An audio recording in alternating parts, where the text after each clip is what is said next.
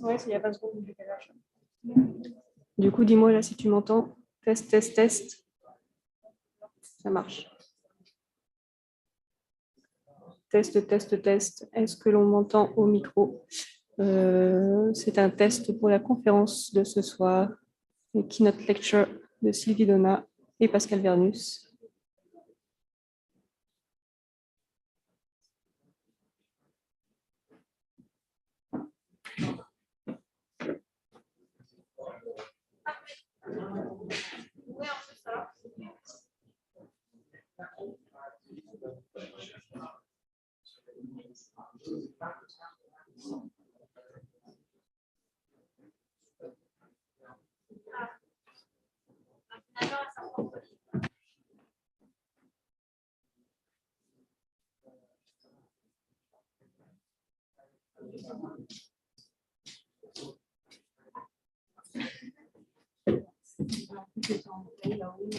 Ah, et normalement, je fais rien.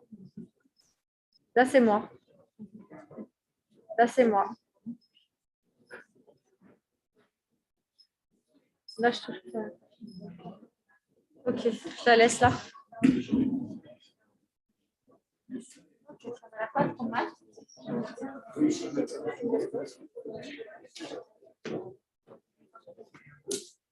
Ah non, c'est déjà le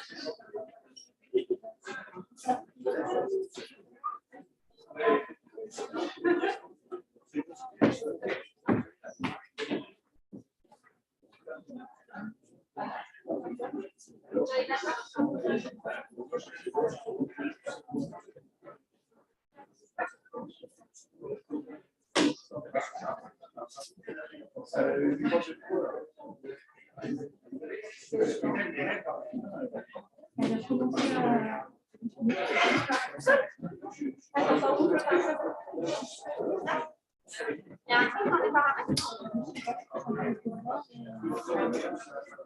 Ça, dans ces paramètres-là, faut qu'on sorte.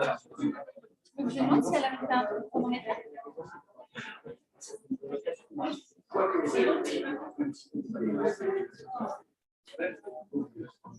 Je demande si elle avait fait un truc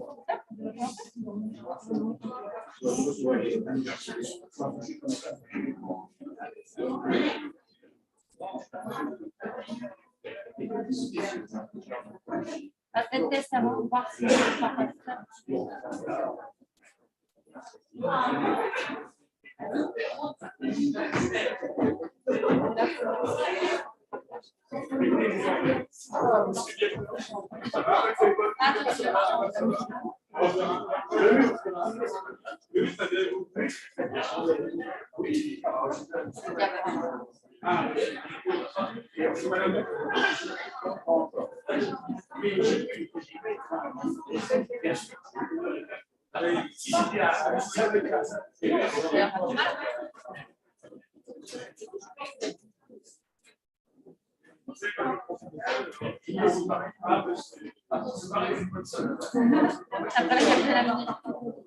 toute façon, c'est pas comme si on allait être en face.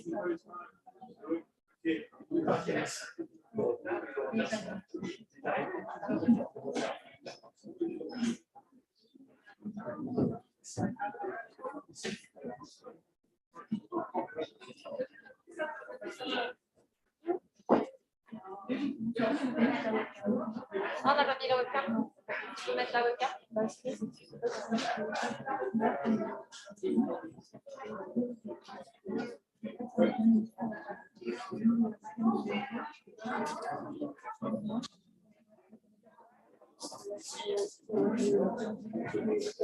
Je te fais confiance. Je fais.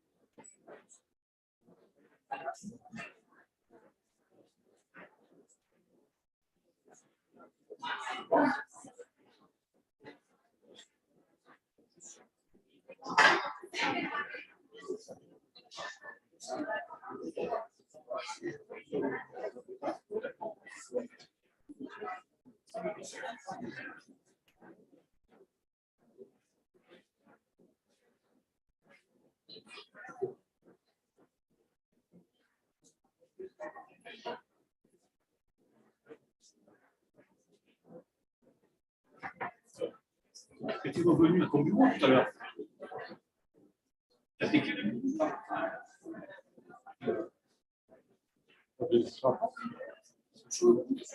Ah, j'ai là. Tu sais que tu repasses un peu de blanc. J'ai peut-être repris un truc, mais j'ai laissé mon ordi. Ah bah, faut aller chercher. Ah, je savais pas. Mais parce qu'après, après la pompe, il faut aller chercher une voiture. Est-ce que je demain, si je fais pas, je viens ici.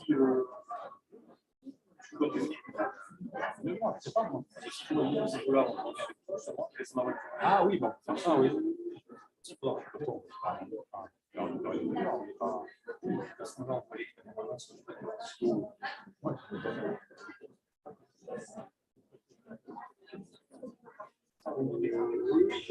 On a le temps de redescendre. Oui, je vais regarder là-haut, je pense première, oui, soit là, soit l'autre. Ah, mais bon, c'est entre les deux. Quoi. Bah oui, on dirait qu'avec les voitures. Bah oui, t'as raison. Ça même pas besoin de dire. Ah oui, t'as les 500. Ah ouais, j'ai 6. Oui, mais en fait, c'est un problème que j'ai dans ma chaise maintenant, je ne comprenais pas pourquoi ça ne pas.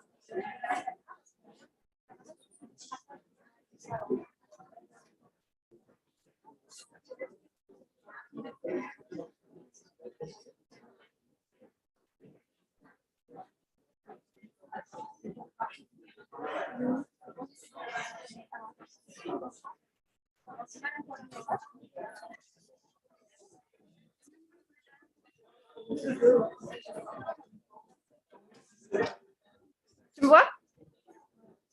Peut-être pas que je parle pour le micro. Alors, il faut peut-être penser qu'il y a des gens un peu plus grands que moi. Ouais, ça m'a l'air pas trop mal.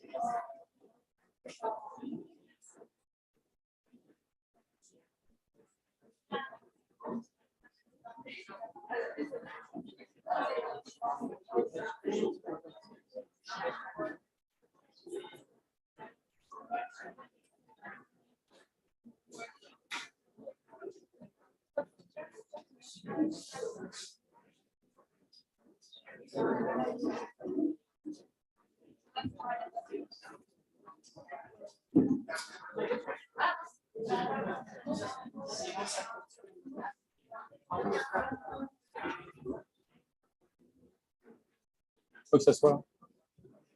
So,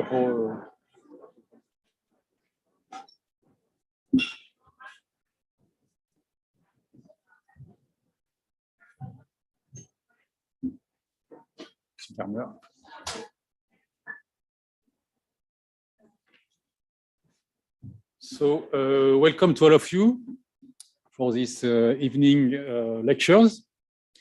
So for the first keynote speaker, I'm pleased to give the floor to Sylvie Donat. As you probably know, she's lecturer at the University of Strasbourg, and she's focusing her research on various aspects of ancient Egyptian religion. Her lecture tonight deals with ritual practices and literacy in ancient Egypt, 200 years after Champollion, anthropological perspectives on writing and religion.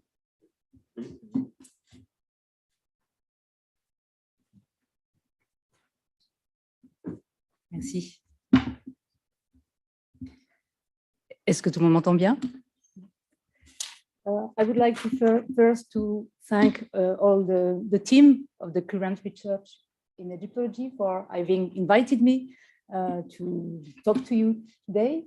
I am very happy, and I am also very honored of the occasion of talking to you, especially today. So, as you know, writing is not only a source for the historian, but it is also an object of research for linguistic studies and semiotic studies, historical studies, and also for anthropological and social studies. Writing is indeed a social object, a communication tool, and a cognitive tool used in the social interaction.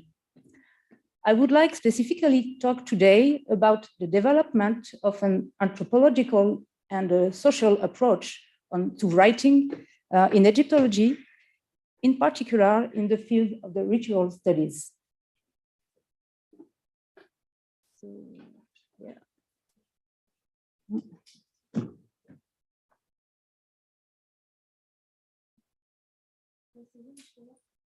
Non, attendez, c'est l'autre. Okay, this works. Since this kind of approach will not, of course, have been possible without the work of Champollion, I would like first say a few words about it. Then I will present briefly the development of the literacy studies in Egyptology since about the 80s. And finally, I will focus on some case studies of the use of writing in ancient Egyptian rituals. So first step, Champollion demystifying hieroglyphs. 200 years ago, the 20th of September 1822, Champollion publicly read at the Académie royale des inscriptions et belles-lettres an extract of his famous Lettre à Monsieur d'Acier. This text laid the foundation of the understanding of the hieroglyphic system of the ancient Egyptian. It is the founding moment of our discipline that is celebrated this year. 2 years later, in 1824, he further clarified his understanding of the system in his Précis du système hiéroglyphique des anciens Égyptiens. This book marks a definitive change in paradigm, demonstrating that the hieroglyphic script was a combined system of phonogram and semagram. As it is well known, it was a major scientific achievement, providing a direct access to the written sources produced during 3 millennia by the ancient Egyptians themselves. In the introduction of his posthumous book, La grammaire égyptienne, Champollion outlines the scientific consequences he expected in the future. I quote Champollion briefly. Bientôt, s'élevant dans sa marche, cette science de historical and comparative philology constate les rapports ou les différences du langage d'un peuple avec les idiomes de ses voisins, compare les mots, reconnaît les principes qui président à leur combinaison dans chaque famille de langues ou dans chaque langue en particulier, et nous conduisant ainsi à l'intelligence complète des monuments écrits des vieilles nations, nous initie dans le secret de leurs idées sociales, de leurs opinions religieuses ou philosophiques, constate, énumère les événements survenus pendant leur existence politique. So according to Champollion, the philology and the understanding of the writing of the ancient Egyptian would make it possible to establish not only the event history of ancient Egypt, but also the history of the idea of that society, a kind of history of the mentalities before it was invented. In addition to the social idea of the ancient Egyptian, Champollion specifically talked about their religious and philosophic view as a new open field for the future historical research. This may be considered, according to me, as an implicit critical reference to the esoteric view inherited from the Renaissance and going back to the Neoplatonists that was common in the 17th century, according to which hieroglyphic script was a set of symbols providing access to some divine secrets. As Jean Winan has underlined in a paper published last year, this esoteric view has begun to be challenged already in the 18th century, especially by the author of the encyclopedia. To take the word of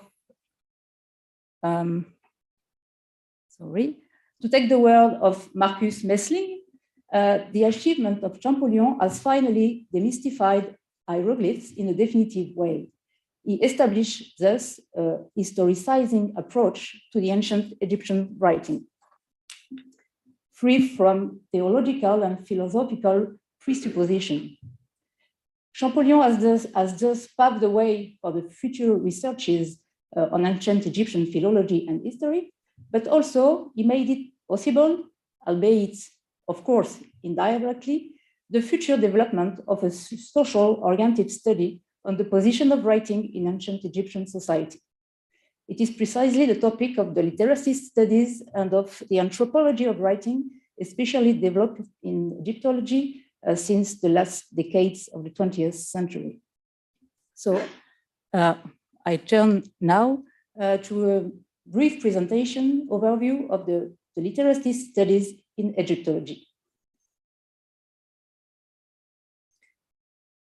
The literacy studies and the anthropology of writing is a field of the social sciences that specifically studies writing as a set of practices in the context of its social uses. The literacy studies have been gradually developed within the second part of the 20th century. The appearance in the social sciences of a field of research structured around the concept of literacy. Literacy is an English notion that refers both to the individual ability to read and write and to the social uses of writing. So the appearance of this field of research can be placed between the end of the 60s of the last century and during the 70s. But the literacy studies have been especially developed during the 80s. The history of this field of research is very rich and complex, and it is not the place here to expose it completely. It mobilizes various academic disciplines, such as anthropology, sociology, linguistics, and psychology. It is also the place of debates and controversies that have contributed to the creation of new trends, such as the one developed in the new literacy studies in the 90s, promoting an ethnographic approach to the practices of writing within each society, extremely cautious in any attempt at generalization. One of the major figures of this field, the field of the literacy studies and of the anthropology of writing, is nevertheless the British anthropologist Jacques Goody. His work, although criticized, has a great influence, especially since the publication in 1977 of his influential book, The Domestication of the Savage Mind, in which he studies the cognitive effects and the social effects of the adoption of a written mode of communication by a society. The work of Jacques Goody has made two main contributions to the social science. He introduced a reflection on ethnographic practice as a written science, and it gave the social anthropology a new object of research, the literate societies. Jacques Boudy has thus broke with the usual division between, on the one hand, the historian working on societies with a written culture, and on the other hand, the ethnologist working on societies with an oral tradition. As an anthropologist, Boudy was also himself interested by ancient literate societies. One of the original aspects of his research is his use of ethnographical data. Jacques Boudy was an Africanist, as well as of historical knowledge, in particular about Mesopotamian and Egyptian societies. Indeed, in several books, Jacques Boudy makes reference to the invention of writing or to the social position of writing in ancient Egyptian society. This aspect makes its work particularly interesting to consider for an Egyptologist. I will come back later to that point, since Jacques Boudy particularly discusses the uses of writing in ancient Egyptian religion with a social perspective. To sum up, the anthropology of writing is an academic field. It's an academic field that considers writing as a social and as a cultural practice, and that uses ethnographic and historical methods. It is a discipline that can bring anthropologists and historians into dialogue. The issue discussed by the anthropology of writing, such as the social and institutional implication of the use of writing, or the relationship between orality and literacy, are issues particularly relevant for the study of the pharaonic society, given the importance of writing in the visual and in the material culture, and given its literacy restricted to the professionals and to the elite. So, what about the development of the anthropology of writing and of the literacy studies in Egyptology? A very quick query, literacy in the Oxford Egyptological Bibliography gives more than 200 results.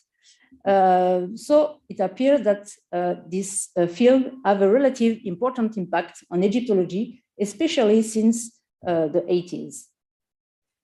One of the book of Jacques Boudy, with several paragraphs devoted to the ancient Egyptian society, The Logic of Writing and the Organization of Society, published in 1986, is even reviewed in the database. In addition, several Egyptologists study writing as a social and cultural practice. So here, without pretending to be exhaustive, I only give in what follow some examples. One of the pioneer work is, of course, that of John Baines, who works on the position of writing in Egyptian society. John Baines writes several seminal articles on the subject since the 80s. Some of them were published in the Anthropological Review, Man, and others in the Egyptological journals, such as the frequently cited paper he published with Christopher R. In the Göttinger Metzelen under the title "Four Notes on Literacy." Christopher R. dedicated also several publications to the topic of literacy in ancient Egypt, and I mentioned here especially his book about the use of written documents in ancient Egypt.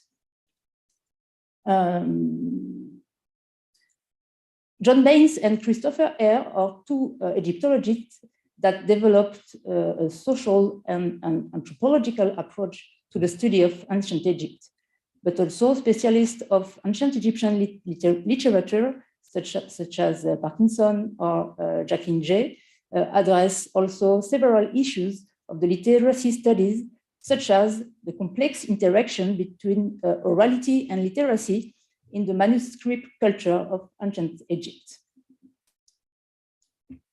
It is worth also to mention the important, the influential researches of Jan and Aleida Assmann on the cultural memory. Jan Assmann studies the media used in the transmission of culture, and among them, writing. Assmann makes particularly reference, among others, to the work of the French sociologist Maurice Halbwachs, who studied the social framework of collective memory, but he also had referred or taken position on the theories of Jacques Boudy about the implication of writing in the organization of societies. Assmann has also promoted a challenging pragmatic approach to the funerary literature that takes into consideration the visual and the material aspect of the text, and that considers them as writing acts. This is an expression coined after the speech act theory of Austin. Assmann has also developed a typology of the literate societies according to the implication of writing in the transmission of cultural texts. Without pretending to be exhaustive, we can also mention the book of Ludwig Morens on the written culture of Middle Kingdom and Second Intermediate Period, or more recently, the researches of Egyptologists such as Joachim Quack within the collaborative research cluster Material Text Cultures in the Non-Typography Societies in Heidelberg University, which address writing, but specifically in the material approach. Finally, there is, of course, the important work of Pascal Vernus about the social space of writing. And finally, I would like to mention the work of Chloé Ragazzoli on the history of scribal culture. She wrote several papers and books on the subject, and she also runs the projet Écriture pour une archéologie et une anthropologie des pratiques d'écriture de l'Égypte ancienne at the IFAO.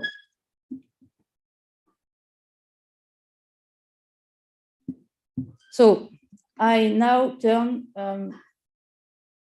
to the issue of literacy, but specifically in relation to ancient Egyptian religion and especially ritual practices. To summarize, the literacy issue in ancient Egyptian religion should be addressed in several perspectives, not necessarily mutually exclusive. I try a brief typology. So several perspectives, such as the social and symbolic long-term effect of literacy on belief and practices in the ancient Egyptian religion, the categorization of the ancient Egyptian religion according to its kind of use of writing, and finally, what I call ethnographic description of the different uses of writing in a specific ritual context. The first perspective was addressed by Jacques Boudy himself. In his book, The Logic of Writing, Boudy addressed the ancient Egyptian religion, according to him, one of the first written religion in the world, with the Mesopotamian religion also. I quote a little sentence from the book of Jacques Boudy. In order to trace the influences of written communication on a religious system, I turn to one of the earliest of literate societies, that of ancient Egypt. Boudy addressed then some institutional, social, and also ideological issues related to the existence of the written tradition. Some Egyptologists working on ancient Egyptian religion have also used the concept of literacy in a similar direction. I will take only one example. In 1988, Philippe Derchin made a review of the book of Jan Assmann, Reum Damun, devoted to the new solar theology of the New Kingdom. And according to Philippe Derchin, referring to the work of Jacques Boudy, The phenomenon described by Assmann in his book is deeply literate in nature. In the English version, in the English translation of his book, published in 1995, Yann Assmann included the remark of Philippe Derchin, while distancing himself from a perspective that would give too much importance to a technological determinism in the development of the religious idea. I quote briefly Yann Assmann here. We are dealing here, as has been shown among others by Jacques Boudy and Philippe Derchin, with a specifically literate phenomenon, with an evolutionary process that is based on the specific possibilities of writing, of the critical reference to preceding position. Such intensity of intertextual reference is typical of a highly literate state of culture, which in Egypt has been reached only in the New Kingdom, especially during the Ramesside period. But it would be a reductionist fallacy to explain the emergence of, and unfolding of theological discourse by the rise of literacy alone. So there is here a debate and a position of Yann Assmann. Literacy, as I said, can also be addressed in a comparative perspective in order to try to classify ancient Egyptian religion according to its use of writing.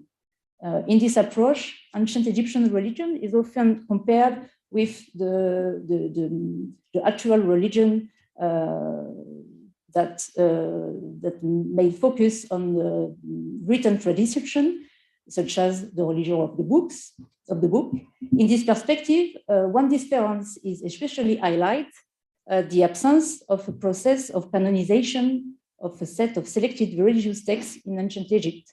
This aspect has been addressed by Yann Assmann in several papers, but also by Christian Zivikosh in a handbook on ancient Egyptian religion. And I quote a little sentence that I find very clear. Egyptian religion, she said, was a religion of books, but it was not a religion of a book. I turn now to the third perspective, what I call the ethnographic description of the different uses of writing in a religious and ritual context. There are various forms of appearance of writing in rituals and religious contexts. Last year, were published under the direction of Joachim Quack and Daniela Luft, the proceeding of a symposium held in Heidelberg in 2013, devoted to the material and archaeological approach of the written religious text. This is an important publication showing the relevance of a material approach to written religious text in order to understand the function of each inscribed object in its spatial and in its social context.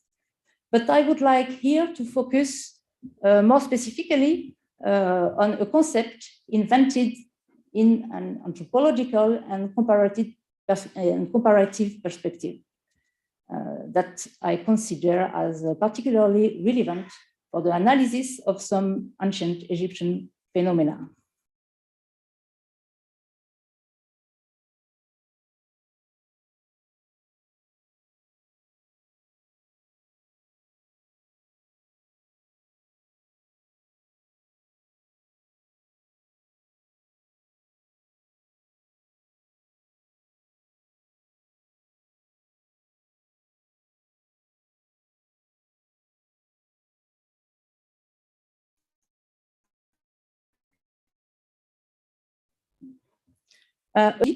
Religions, especially considered as religions of ritual performances. This antique society were indeed, for most part, literate society, and thus they use writing in religion in their own way. So two scholars, René Koch-Piet, a specialist of ancient Greece, and Christophe Bach, specialist of antique Judaism, create for a workshop held in Paris in 2006, the concept of écriture rituelle, maybe we can translate it by ritual writings, but I'm not sure. The aim of this concept was to study each phenomenon of use of writing in a ritual, whether it was a graphic gesture directly integrated in the ritual performance, or whether it is a written document manipulated during the performance, and to analyze it inside its historical, cultural, and sociological context. In this workshop, Emmanuel Jambon presented a very challenging paper about the use of writing in ancient Egyptian execration rituals, taking the example of the well-documented Mirgissa deposits. Emmanuel Jambon examined the archaeological context and the material aspects of the find. He considered the political, the administrative, and the historical contexts of the ritual practices. In particular, he emphasized the fact that the execration text used the list of foreign princes that was probably established by the royal administration. Emmanuel Jambon addressed also the semiotic aspects of the writing involved in the ritual, its function with it, in the ritual, and it raised important pragmatic question about the context of production of such an important amount of written materials. Were the vases and the figurines inscribed before the performance or during the performance of the ritual? If so, where and by who? Or another question such as, was the writing of the object included in the ritual performance itself? All these questions are important for a better understanding of the cultural and social context of this specific literate ritual practice.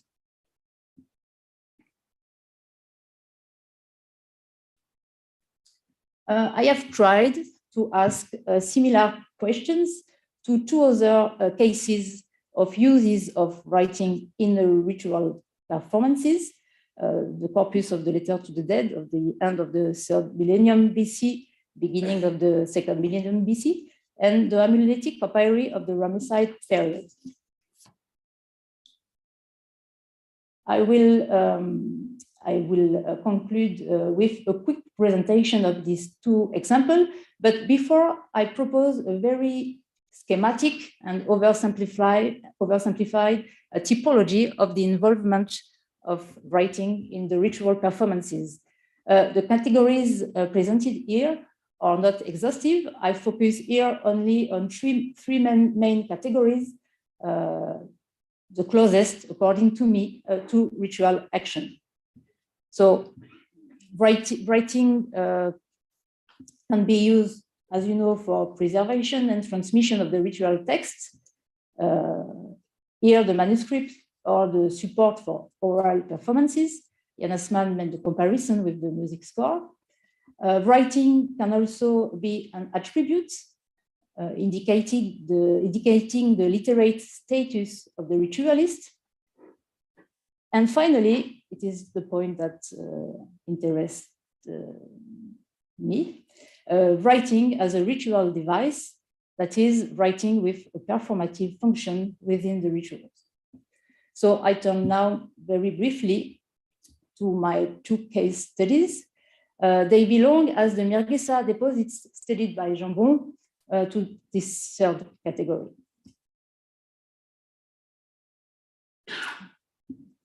So first, the letters to the dead. The letters to the dead are written requests sent to a dead person by some living member of his former household. They were written on hieratic. They were written in hieratic on different material: piece of linen, papyrus, ceramic, back of a stela. They are attested from the end of the Old Kingdom to the 7th century before BC. There is a lot of academic literature on the subject, from the first publication of Gardiner and Zette in 1928 to the recent publication of Julia Thier in 2022. These letters provide very important information about the relationship between the living and their dead relatives, but they are also a written phenomenon to be studied for its own sake.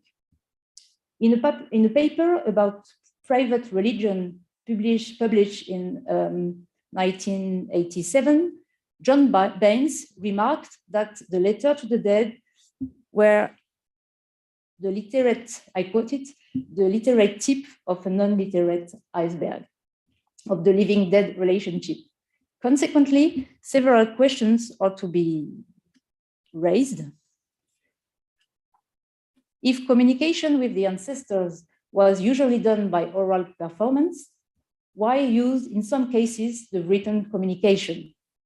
What is the function of writing in this ritual context?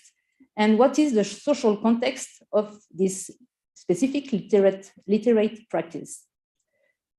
Writing is, of course, here used as a way of extending the voice of the living into the hereafter, allowing also the living to delegate his agency to the written medium deposited at the tomb. Sometimes writing may have a performative effect, as it is particularly clear in the example here of the Berlin Ball with its specific graphic device, its specific layout. In addition, the study of the oldest and largest group of the corpus, the letter dated from the end of the 3rd millennium to the beginning of the 2nd millennium, shows that the letters of this period have a very specific social context, the family household pair. The dead is called on as the former leader of the family, of the household, or as an important member of it. All the problems exposed by the living ones to him or to her are related to the preservation and the prosperity of the family household, and consequently are related to the supply of offering for the dead one. For that reason, the letter to the dead probably could be compared, in my opinion, with the epistolary communication used in the management in absentia of household, as illustrated by the famous dossier of Eckernhardt, that dated of the beginning of the 12th dynasty and re-edited by Allen in 2001.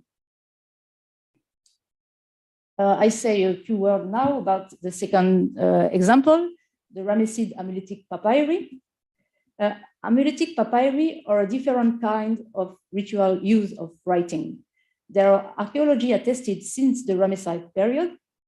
There are quadrangular sheets of papyrus inscribed with hieratic text and with drawing, as you may see in the example from Strasbourg.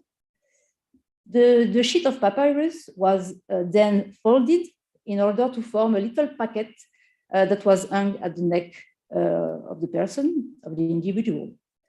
The graphic device is concealed from view, and it plays an important role in the amuletic artifact.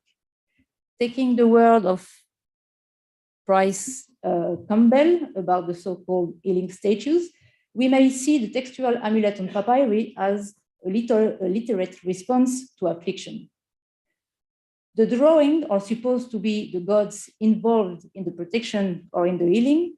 The hieratic text duplicate in parts the formula spoken during the ritual performance that have activated the efficacy of the amulet. And in several examples, the paratext of the formula is titled, the ritual indication is also written.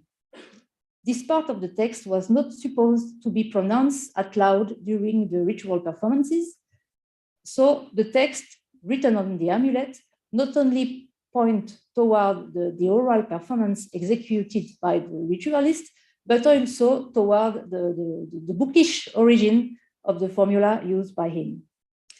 The layout of some amulets, like the one preserved in Strasbourg that you have here in the slide, is indeed reminiscent of the layout of the template formula present on the roll of papyrus of papyri preserved in individual or in institutional library.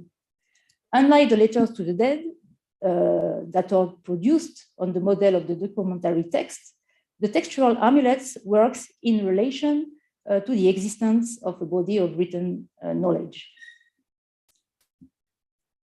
So, to conclude, this example, the text of the execration ritual studied by Emmanuel Jambon, the letters to the dead and textual amulets show, according to me, the relevance of a kind of ethnographic approach to the uses of writing in religious and ritual in ancient Egypt, for a deeper understanding of the position of writing in ancient Egyptian ritual for each period of history.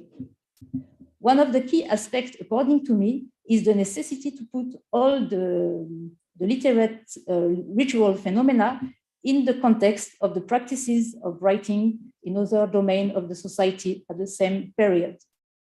Literate ritual practices are indeed inextricably woven into the position of writing of the entire society. I thank you for your attention.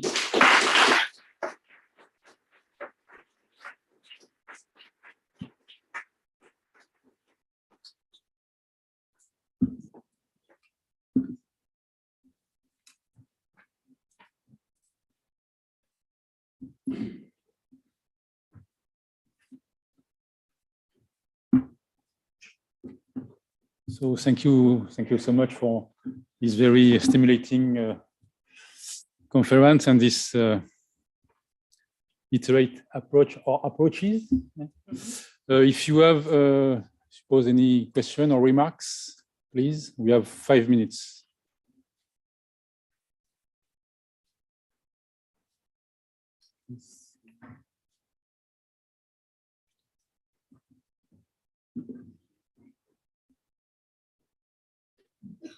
Thank you so much for your very informative and very interesting lecture. And I'm very interested in the part of the amuletic papyri and the bowls or the letters for the dead. And I wanted to ask whether they were only written in hieratic, yes? The bowls. The letters to the dead? Yes. Yes, they are all written in hieratic. Yes, they were written in a pattern that we were written circularly, like from the outside to the inside, yes?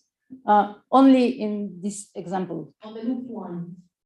On the Berlin bowl. It is the only example with a circular layout. Yes, you put 2 examples in the presentation, and I wanted to know that the left-hand side one, from where it was?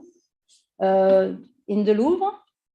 Okay. The left-hand side one from the Louvre? Yes, but we don't know the origin, the provenance. Okay. But there is also letters to the dead on papyrus, so the layout is as other letters between livings. So I put the photo of letters to the dead with a specific layout, but not all the letters to the dead have this specific layout. Yes, and their place of findings, they were found in the tombs. Where they were there are very few letters with archaeological provenance. The majority was purchased, so we have no archaeological context. But for some of them, we have an archaeological context. So there is one letter that was found in the grave beside the body of the dead person. But it is one example, and there is another letter that comes from a tomb. We are sure, but we do not have the precise archaeological context.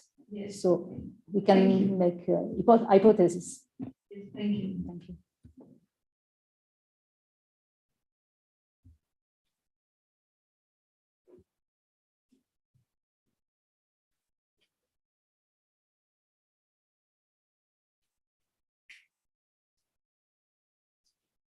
Yes.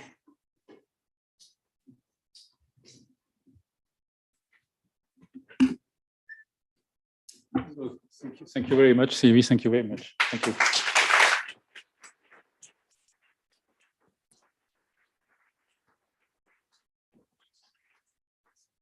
So for this second lecture, it's a great pleasure and a great honor to welcome Professor Pascal Vernus. Professor Vernus held the chair of Ancient Egyptian Linguistics at École Pratique des Hautes Études for almost 40 years, something like that. Yeah, more or less. More or less. And so the topic of his lecture is the Egyptian hieroglyphs and their place within the most ancient writings of the world, the semiotic, sociolinguistic, and historical overview. Please, Professor. First of all, I must express how grateful I should be towards the Montpellier Egyptology, which is dynamic and so vivid, and thank you for welcoming me. My paper will address a general problem in which Egyptian hieroglyphs are included. The posterity of the Egyptian civilization is tightly bound to the fact that its main script, it's okay like this. The hieroglyphs are picture. It is bound for the best and also for the worst. It is bound for the best since the incredible fame of the pharaonic civilization is in Greek part due to the hieroglyph and the extraordinary story of its deciphering by Jean-François Champollion. It is bound also for the worst, since it fell into oblivion at the end of the Roman period. It is in part because neither the Byzantine civilization, which was under the influence of iconoclastic trends, nor the Islamic state, where the representation were generally banned, show any sympathy for the monument decorated with depiction of animals, men, and so on. Now, why very well not what it is very well known that the fact that the hieroglyphs are picture, the problem about the concept that involved is not clearly defined. People use the word iconicity in a very loose meaning. And so I will try to make something which I will call critique de la raison iconique, ironically, of course. So let us consider the word script. Word script are different.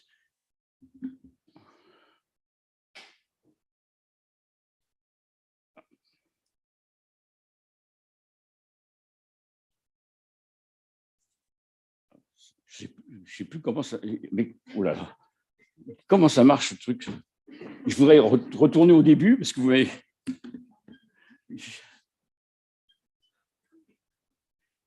Voilà. Et la deuxième qui vient après. Alors, c'est celui-là qu'il faut appuyer. Oui, c'est celui-ci. Voilà, OK. Thank you very much. I'm sorry. So, word scripts are different with respect to the shape and the appearance of the sign they implement. They can be roughly classified according to their iconicity, a term which is loosely used. Pertaining to script, iconicity should be understood as a scalar characteristic and not as a separate or philosophically discrete category. I will distinguish ground zero abstract signs, geometric signs, geometric sign overdetermined, abstract and geometric sign originally figurative, abstract and geometric sign involving a resilient figurativity, and the highest degree, figurativity as the highest degree of iconicity. I will start from ground zero, abstract signs. There are scripts whose signs are termed abstract because they do not represent but themselves. They exemplify the lowest degree, being iconic only insofar as they present within a spatial context. Purely abstract things are common in word writing system. Let us consider this is an example of a devaganary script, which I ignore as you, I suppose. What is interesting is that the sign do not represent anything but themselves. They can be termed abstract. Now, second degree. Returning to this inscription, most of the sign you can represent only the sign. But here you can see something and which you can identify as strike or as are not abstract. You can identify two vertical strokes and two dots. There are scripts whose signs are mere elementary geometric figure that evokes image and patterns, dot, stroke, circle, square, cross, etc. They are independently thematized within a mental and cultural universe. So they should be distinguished from purely abstract signs. A good illustration is provided by the organic script.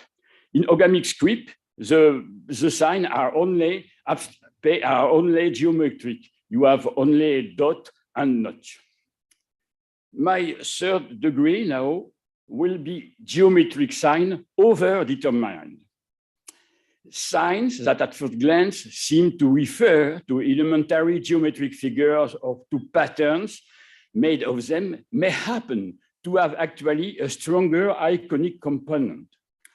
For instance, in Korean script, the signs are chosen so as to depict the position of the phonatory organ during the process of pronunciation. Here, I give you the explanation, so you can read it better than to hear me speaking English, you see. What is very interesting in this Korean script, it is made of geometric sign, but the geometric sign are chosen so as to represent the position of the phonatory organs when spoken. For instance, you have here the sign for M, and the King Sejong, who invented this alphabet, chosen the shape of this sign so as to evoke the position of the mouth when pronouncing the word M. So this is my third degree. My fourth degree now is abstract and geometric sign, which were originally figurative. I will speak of lost figurativité. Ah, j'ai vraiment du mal avec ce... Voilà, c'est ça, ici. The problem of lost figurativity is very well illustrated by the cuneiform script. You have here an example of a tablet in which the scribe choose to show the old form and the new form. Here you can, of course, identify a bird, very clear. And after that, what becomes of the bird according to the process which is here described by the script gradually evolved under this period from one in which signs were incised by means of a pointed stylus in relative close conformity with the shape of the depicted item to one in which wedges formed by impressing rather than incising, the signs had become constricted to a fixed ranges of angle and shapes, resulting in an increasingly stylized sign inventory that is the hallmark of later cuneiform. So another now degree, signs which are not figurative, but which involve a resilient figurativity. There are scripts whose figurativity is apparently lost for the beginner. And a good example, of course, is the Chinese script. At first glance, when you consider Chinese script, you can see that things seems abstract in the definition I gave. But actually, originally, Chinese scripts were mainly figurative, and sometimes, in some example, you can still identify figurative signs. For instance, here, you can identify a scorpion here.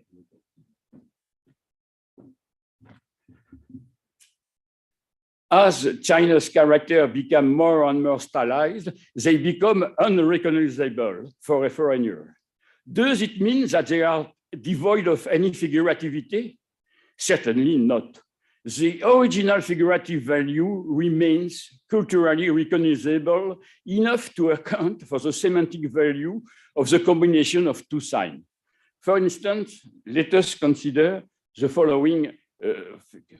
You have here a representation of the sun, and here a representation of the moon. The original representation was figurative, and after that it lost its figurativity. But what is interesting is the combination of the two, of the sun and of the moon, is a character which means brilliant, clear. So what is interesting is that the value of this character harkens back to its original figurativity. The same could be said of the sign which are here. You can see you have two original characters, one representing a man, another representing a tree, and the combination of the two means hue, which means to rest, because in a sunny country, it is a tree is a place of resting. Now I will go to the highest degree of iconicity, which I call figurativity.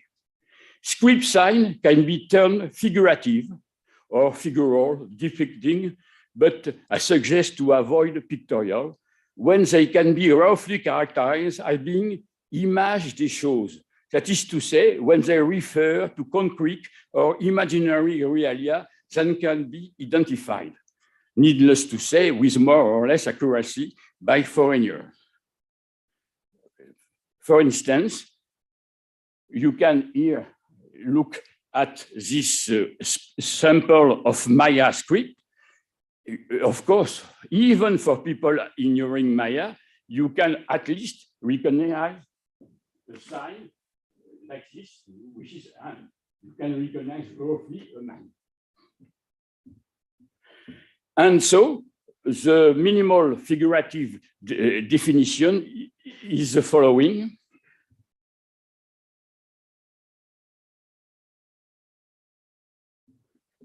Une écriture est dite figurative car ces éléments constitutifs représentent des portions d'une réalité qu'il est généralement possible, même pour nous Européens, de reconnaître. Les cas de non-reconnaissance sont très rares. Ce qui peut par contre arriver, c'est qu'on soit incapable d'identifier précisément ces éléments. This is a quotation from a specialist for ASEC writing, and you can see that the definition of figurativity is subjective. The figurativity is defined as the capacity of identifying the sign by somebody who is foreign to the culture. Of course, this is a definition, but it is not a complete definition. So I will suggest that the highest degree in figurativity is when a sign depicts a concrete or imaginary reality of the universe, in which it was created in the same manner as do the fully fledged picture. And so, of course, the ancient Egyptian hieroglyphs present many examples of that. For instance, here you can see that in this scene, the object, which is a part of a purely picture, is the same as a part of a script in the column. I will give you another example more clear here. Look at this extract from a very famous tomb. Everybody knows this tomb is the tomb of Meriruka. And here you have two workmen who are working on a jug.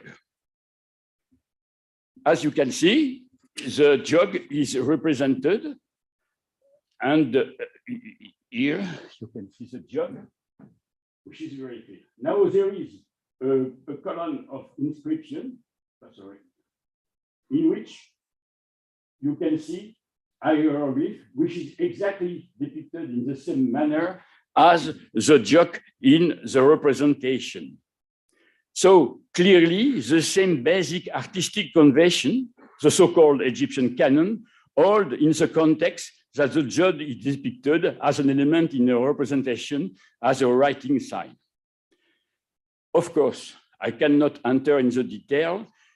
Of course, the sign is represented as a representation, but there is a difference.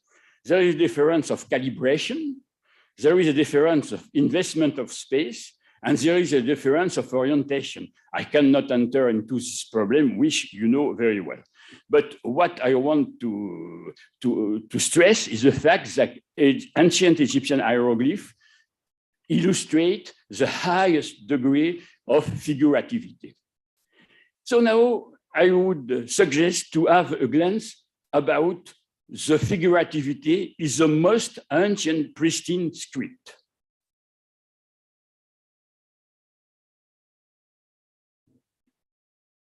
Contrary to a will with widespread idea, there is no unique cradle of writing. The most ancient original writings were invented independently in different parts of the world at different moments. By using the label pristine writing, I mean a writing that has a thing inventory that does not show as a whole any undebatable similarity with or dependence on the sign inventory of another writing, excluding sporadic case of mere coincidence. Let us consider this map. Each star illustrates one of the most ancient pristine script. I will start by the most eastern, the China script, which you can see on the map.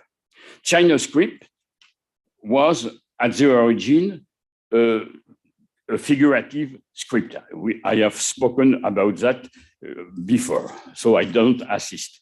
It was invented in the 13th century BC, and then it was fully figurative. And after that, of course, its figurativity disappeared, but the awareness of its original figurativity did not fade out in the native tradition. The second birthplace of script is the Hindu script. The Hindu script is a very interesting civilization, which is not very well in France. It seems script seems to appear in the second half of the 3rd millennium BC. You see some sample of this script. His status as of fully fledged writing can hardly be doubted, despite an unconvincing attempt to do so. What is interesting in this script, some signs are clearly figurative. You can recognize here a man or the figure of a man. You have example of animal, tree, and so on. The third birthplace of pristine script is Proto-Elamite script. Proto-Elamite script is attested from 3000 BC until 2900 BC, or even later. Undoubtedly, there are strong Uruk influence, for instance, in the borrowing of numerous subsystems and something, but it is clear that it is a pristine script. What is interesting in this pristine script, it is that the forms of certain of the things seem in great part original. Most of them are highly stylized, but some can be deemed image of the realia, at least at first glance. You have here a sample, and you can see that some of the signs are clearly figurative. I have heard to raise a caveat, be careful. When speaking from Proto-Elamite script, you should distinguish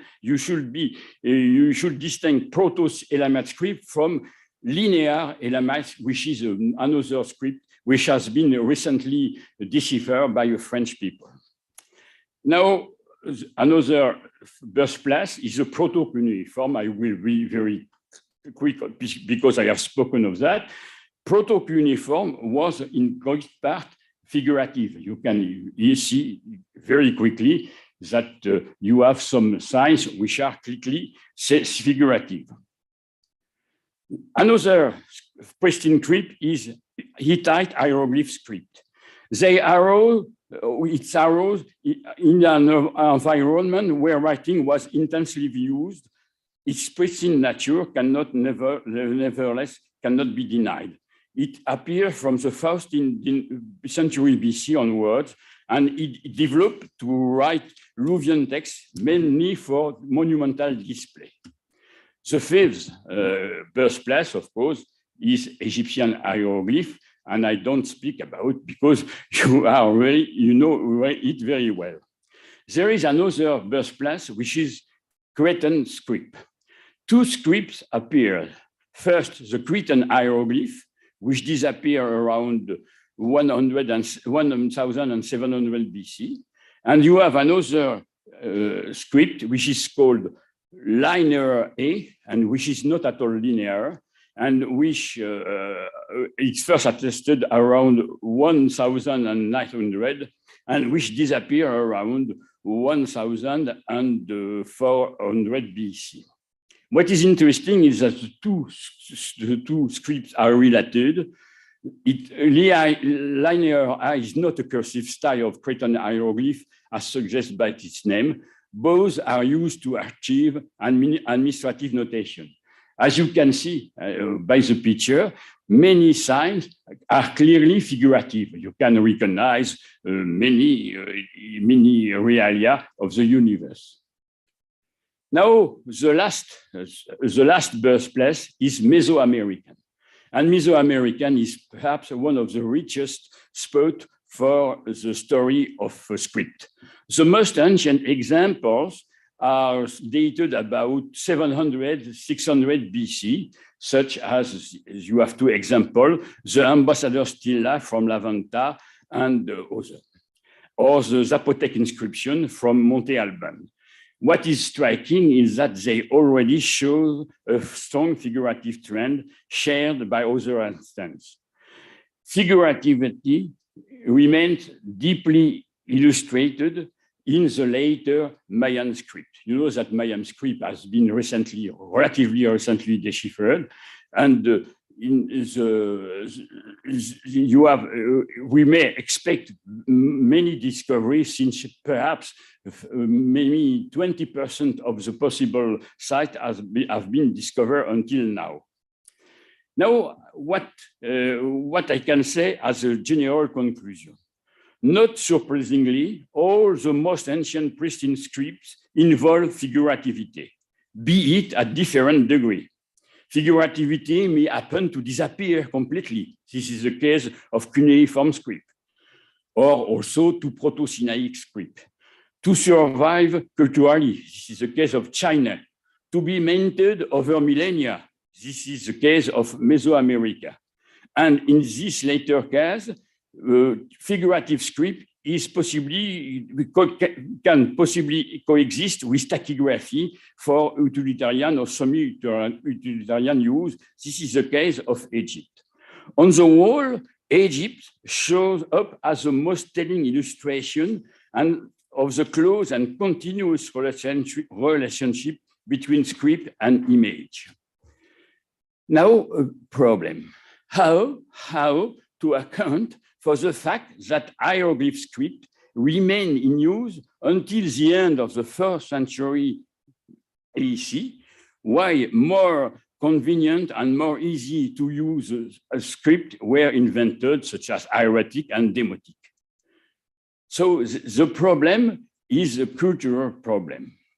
The reason may be that for the ancient Egyptian, figurativity was an asset for higher efficiency.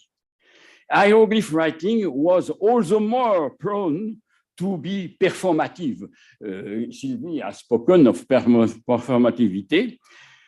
It was also more prone to be performative, that is to say, to realize what is said, the statement it encodes. It was more prone to do that, as figurativity was a way of capturing the essence of the reality. Let us stress that a hieroglyph is not intended to depict its referent from a particular viewpoint, in a particular place, at a particular moment. Rather, it is supposed to show its reference so as to highlight its main stable and essential characteristic. That means that a hieroglyph, it's something which proceeds from the general knowledge. Another reason for the use of figurative hieroglyph is the fact that by its figurativity, hieroglyph allows particular interplays with representation. And if you have a global appreciation of the knowledge in ancient Egypt, you can see that you have two modes of expressing the knowledge. You have a mode of continuous text and a mode of text with representation. And this is very clearly illustrated, for example, by the Fayum papyrus. Everybody knows the Fayum papyrus. You have two editions. You have an edition which consists of representation with caption in hieroglyph, and another edition which is continuous in hieratic. We have many other examples from, for instance, the Jumiak papyrus, which I suppose everybody knows, has also the two. You have a text in continuous and also another mode of expression, which is representation with hieroglyph. So I think that the reason for the fact that hieroglyph was minted until the Theodose edict is because it has two assets for efficiency. First of all, it captures the essence of the reality because it conveys phonetic value, but also because it conveys the way in which a reality should be viewed according to the knowledge. And the other reason is the fact that hieroglyph, because of its figurativity, has a close interplay with representation, which is another way of expressing knowledge. So I think that the two reasons explain why, to my view, hieroglyph is the highest way of using a figurative script. Thank you very much.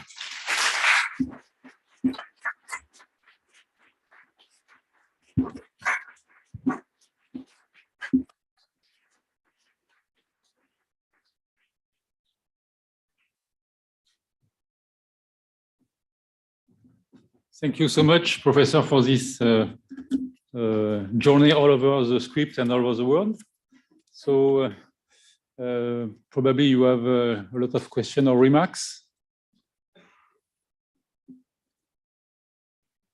First of all, why did you choose hieroglyph Egyptian? No question. Yes, one question. Thank you.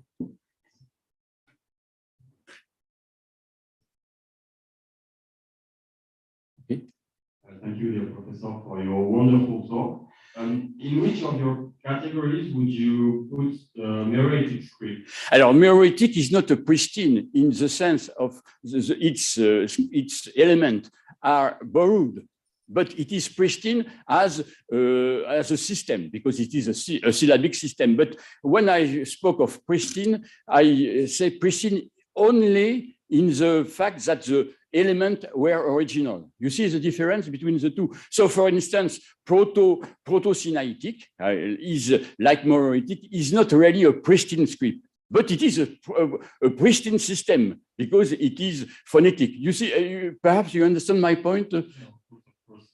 My question was exactly for this answer because it borrowed a lot of Egyptian scripts. So I wanted to have your opinion about which kind of process you could put meroitic, like loss of figurativity. Yes, but be careful. In meroitic, figurativity is not entirely lost because you have two meroitic scripts. You have one meroitic script which is borrowed from demotic sign. Everybody knows that. But you have another meroitic script which is very interesting because it is figurative. It uses hieroglyph. It is restricted to temple, some temple and some stela. But what is interesting, what is for me very illustrative is the fact that the illustrative meroitic script is used only in religious and I will say very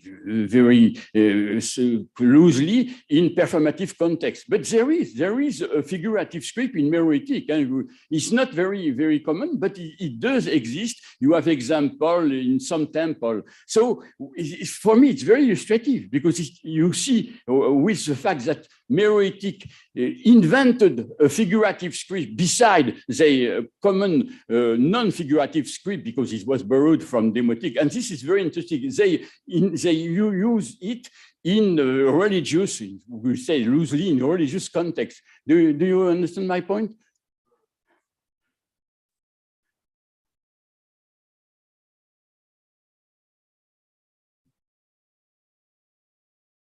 Thank you very much for your presentation.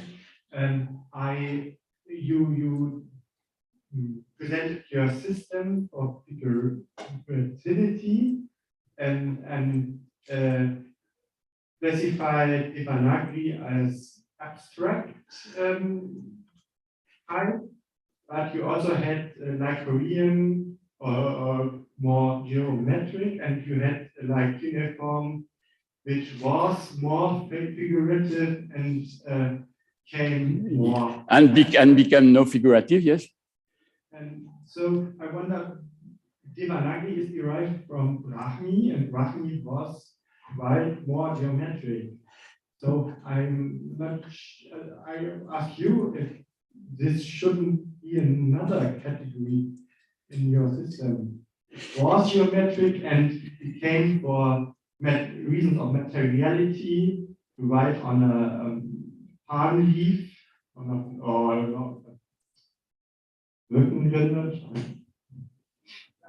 yeah, okay. No, you see, there is an important point. If you read article and writing about script, they confuse abstract and geometric.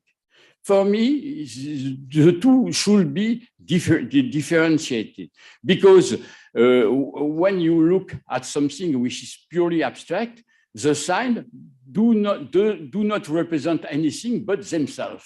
Now, when you see geometric sign, you can suggest, of course, it remains to be proved, but you can suggest that they represent something which is concrete, a mental image. When you have a circle, a notch, a stroke, this corresponds not to, is not referring to themselves, it refers to some mental image.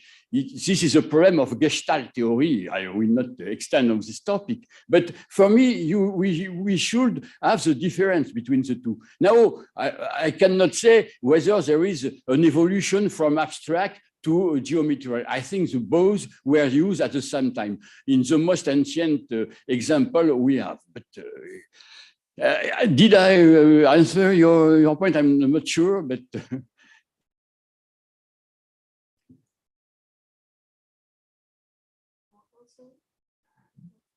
Monsieur là-bas, il y a monsieur là-bas. Il y a monsieur là-bas qui.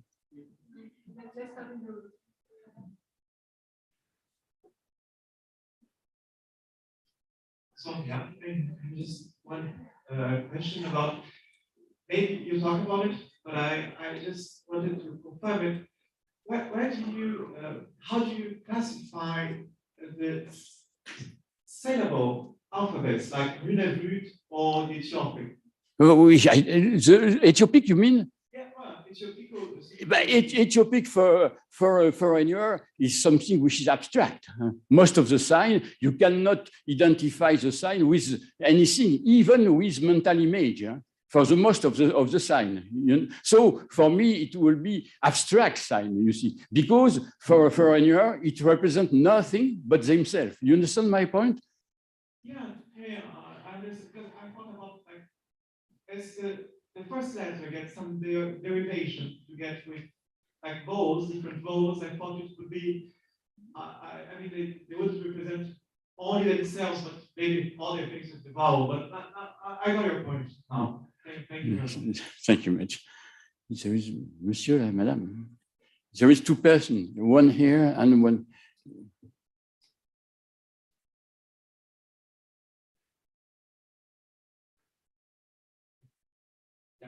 Thank you for the conference. And I just had a quick question about the Darul sign on the workers' mark, which is very interesting. But Haring, you are alluding to Haring work, I suppose. Yeah. Yes, Haring work was very, very interesting work. It's not a problem of script, it's a problem of script, but it's rather a problem of porosity between two things. The first thing is what I call semiology. Semiology are systems which cannot involve real linguistic statement. Of course, they can be translated, but not translated word for word. And now writing, it's something which has the property of involving linguistic statement. Now, as returning to Haring, which is very interesting, is the fact that Haring showed that there is a porosity between the two. That means that for people which were not very much literate, they could not use a writing system, but they took in the writing system some element which they use as symbolic system. This is a very brilliant discovery by Haring. That means that there is a porosity between what I call semiology and what I call a writing system. Yeah, I don't know whether I satisfy your point. Yeah, I just want to know why you did that in your classification between, if you consider that there is like two different classification or working together, or if the whole thing should be considered as one entire thing. Just want to know your point of view about the. But this is another thing. It's not figurativity. It's something which is outside the problem of figurativity in script. You see, the fact that the people from Der El Medine choose certain writing thing, which was writing at the origin, but they use it outside the proper writing system. They use it as symbol, you see. So that means that there is a porosity between what I call semiology and other paper. I explain what is semiology against writing system. And there is porosity. You cannot have on the one point, for instance, emoji and something, and writing system. The two are, there is interplay between the two. And the discovery, the brilliant discovery of Haring, which is very brilliant, is an illustration of the fact that you have interplay between systems which do not involve linguistic statement and a writing system in the fully fledged meaning of the term, which involve linguistic statement. The two are separate, but they are interplay. And the discovery of Haring is precisely the fact that the two can be used. There can be an interplay between the two. It's okay. Thank you. Thank you very much.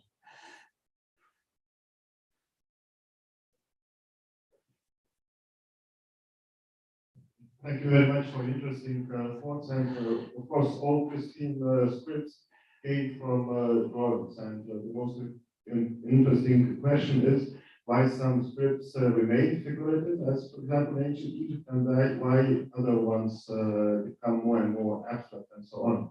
And you told us and explained that one of the reasons for ancient Egyptians to keep this figurative script is I will say from efficiency, from performative efficiency. Efficiency is a good word, but it could have many meanings. And for example, when we compare with uniform writing, we told that the first signs were actually very figurative.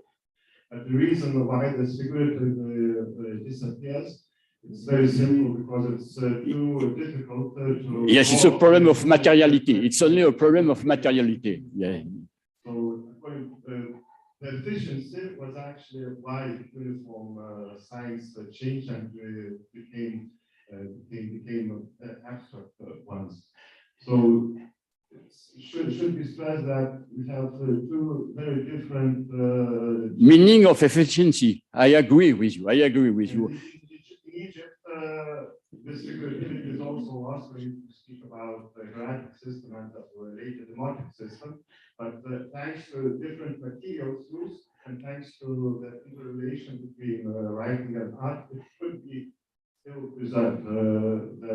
It could be not be done in uniform line. Yes, it's entirely different. And you know that in hieratic and in demotic, there is a nostalgia from figurativity. Sometimes in hieratic text, you can find, and I think Yvan Germer has spoken about that, you can find suddenly a figurative sign because Egyptians were conscious that hieratic and the demotic were deprived of figurativity, so deprived of performative efficiency. And sometimes, even in a demotic or in hieratic text, you can find a figurative sign because there's a nostalgia of figurativity. And the most important sign, of course, you can find the thing art, to life, you can find the thing jet, eternity, which are figurative inside something which has lost its figurativity. So in what I call tachygraphy, the term cursive is very bad from my view, but never mind.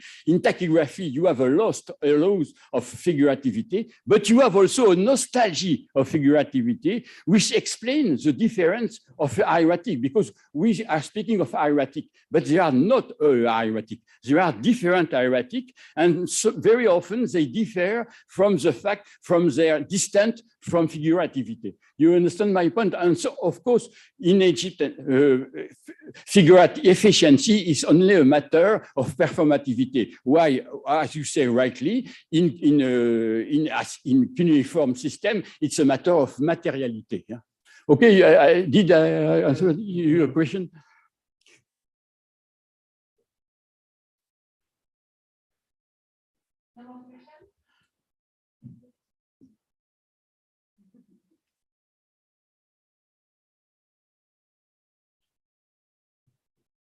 Thank you very much for the interesting lecture.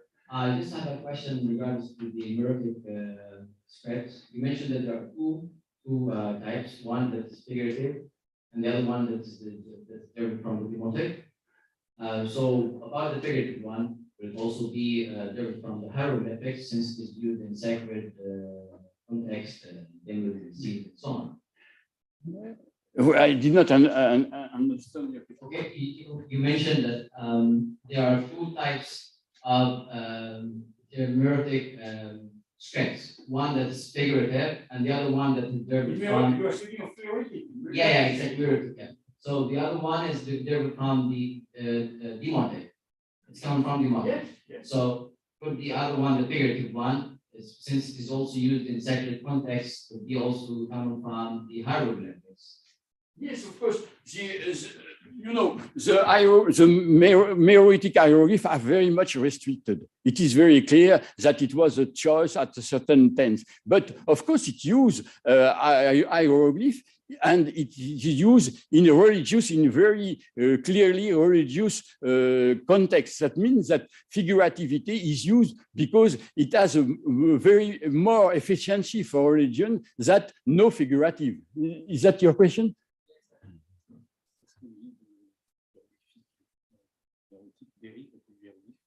Oui, of course, it came from Egyptian hieroglyph, of course. I'm sorry, I did not. Okay. So we have also one comment on one question in the chat. Yeah. Online. There's a comment by Joachim Bach, who is saying, for the Fayum papyrus, I would distinguish further by considering the version with demotic translation and commentary as a proverb tip. Yeah. So this is just a comment. Yes, of course. And the question is by Henri Godet, what can you say about hieroglyphs under the Ptolemaic period? From the hieroglyph in the Ptolemaic period, but you see, there is a problem of history. In the Ptolemaic period, the Egyptians were for the first time not ruled by an indigenous power. So they have something they reported their nationalism on writing. And it is a time where writing was the most developed. And of course, in the development of Ptolemaic, the concept of efficiency of figurativity is, of course, totally developed. This is very important. You are Ptolemaic, so you know how much it developed. So, of course, I think that the concept of figurativity for efficiency was the most silent in the Ptolemaic period, you see. So I agree with what you say, of course.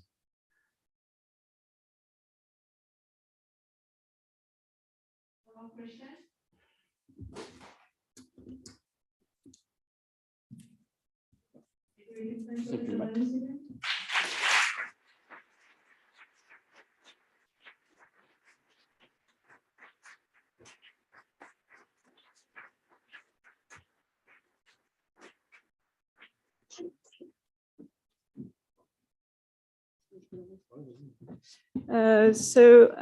There's before you leave, there's a comment to be made by Raúl Sánchez Casado from the permanent committee, who has an announcement to make.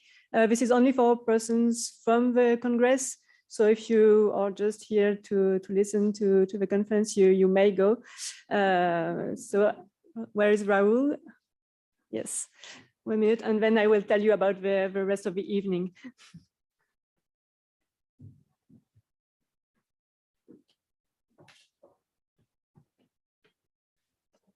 Hi. So as you know, the permanent committee